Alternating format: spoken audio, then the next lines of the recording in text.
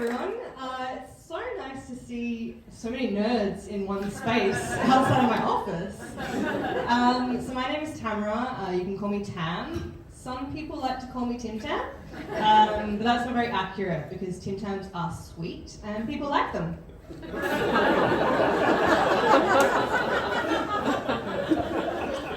So I studied a degree in conservation wildlife biology and marine science. I'm probably one of the only people in the audience and here tonight who doesn't have a PhD. And after I did this, I went on to work with the most volatile, disgusting, downright smelly of all of Earth's creatures. I went to work with teenagers.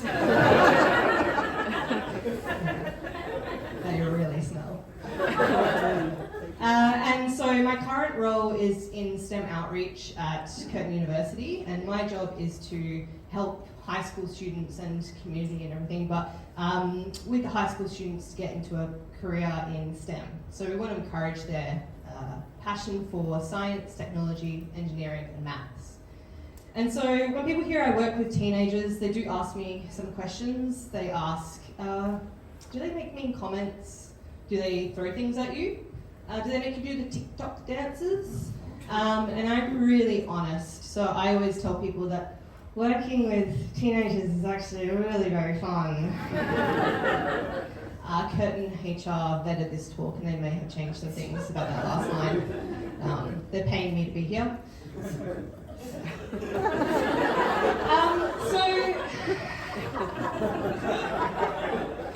Honestly, I took half a day off to come here. Part of my job is a science program that I run every 6 months. So kids sign up for 3 days of science mayhem, and it's called our Discover School Holiday Program. The kids get to discover what it's like to be a scientist, and I get to discover what it's like to go grey in my 30s. There's quite a few up there. But my job is actually really great. I really enjoy it. The kids are really eager and they get to go and meet really, really eager academics. They get to learn directly from them and get inspired about science, which is nice rather than just being inspired about Snapchat and vapes all the time. And ultimately we want to get more kids into STEM.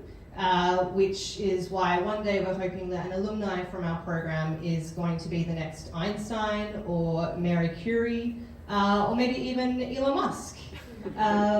Maybe not that last one unless they're going to cut me in on their earnings.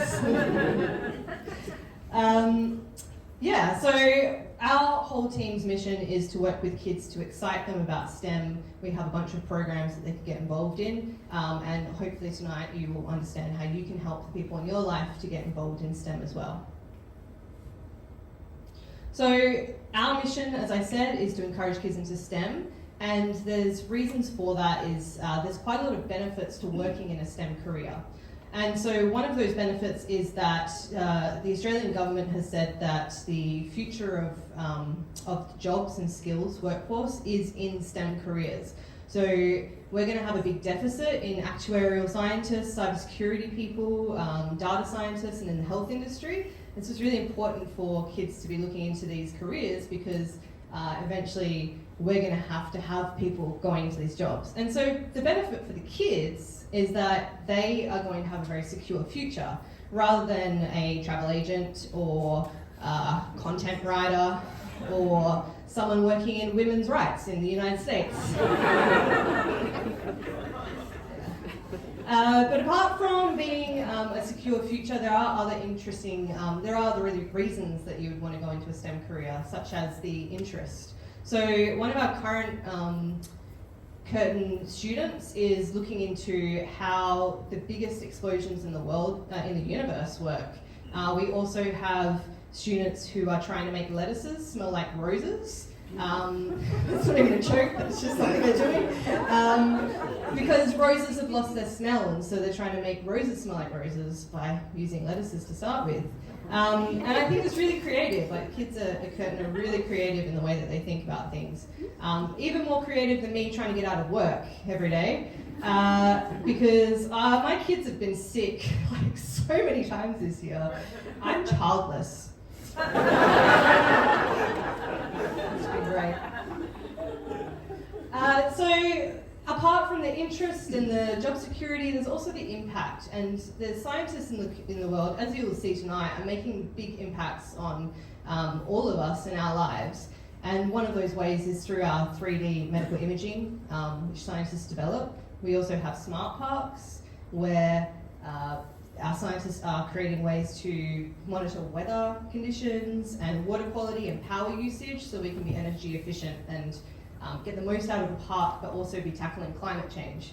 And then we also have scientists who are investigating why a Year 9 classroom stinks so badly, because my methods are currently not working.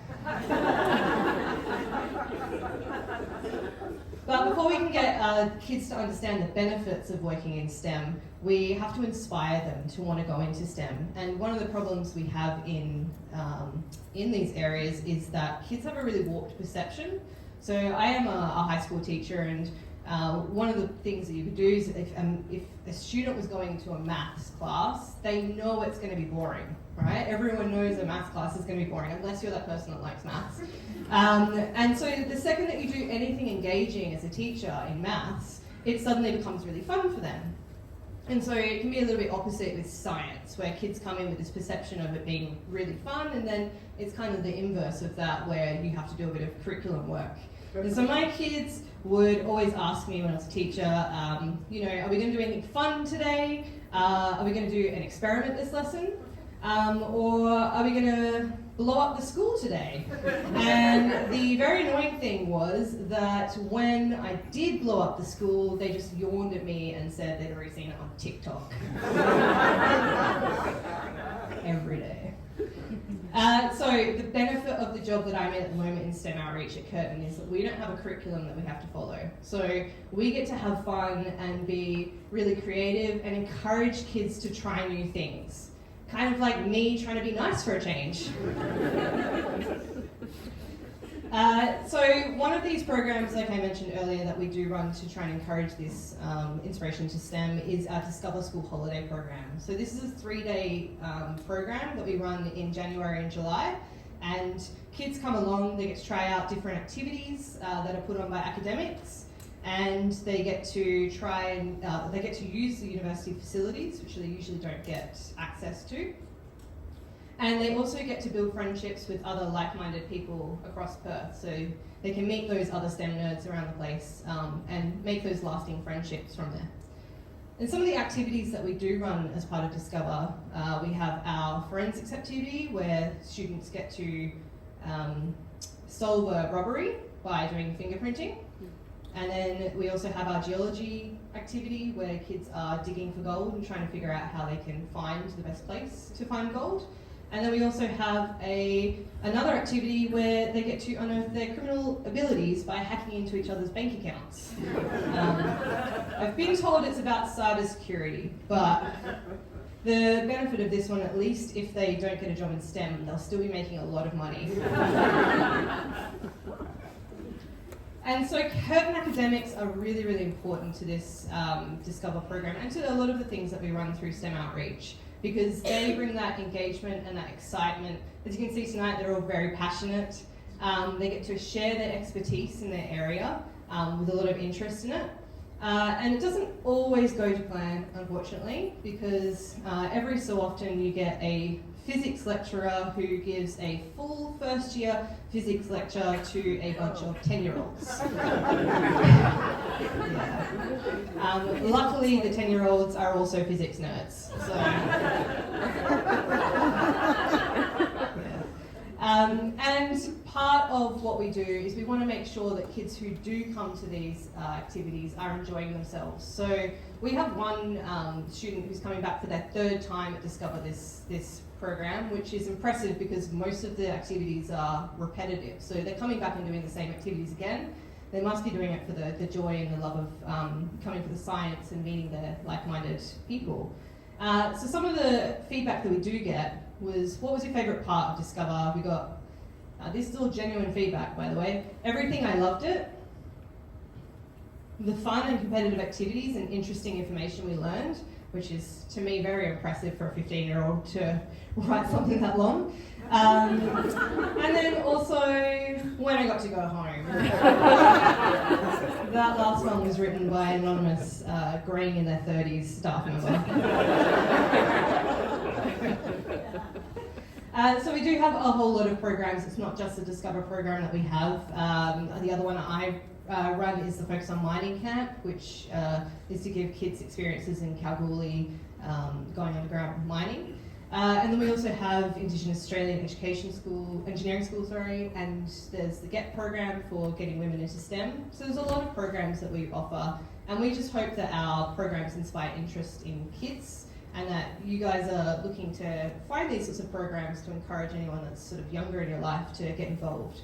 And there are other ways that you can get involved as well with your children, or anyone else that you know that's sort of in this age range. There are a whole bunch of different TVs and movies that you can show to them, or encourage them to watch instead of whatever they are watching on TikTok probably.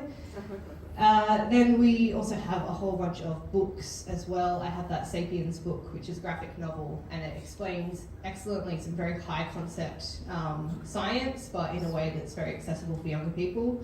And we have podcasts as well. So there's heaps of different ways that you can get young people involved in your life. And yeah, we hope you encourage people into it. And doing all of this has really been inspiring for me. It's even melted this cold, hard heart. Kind of like a packet of Tim Tams that Karen, from accounts, didn't put back in the fridge again. Thank you very much, guys.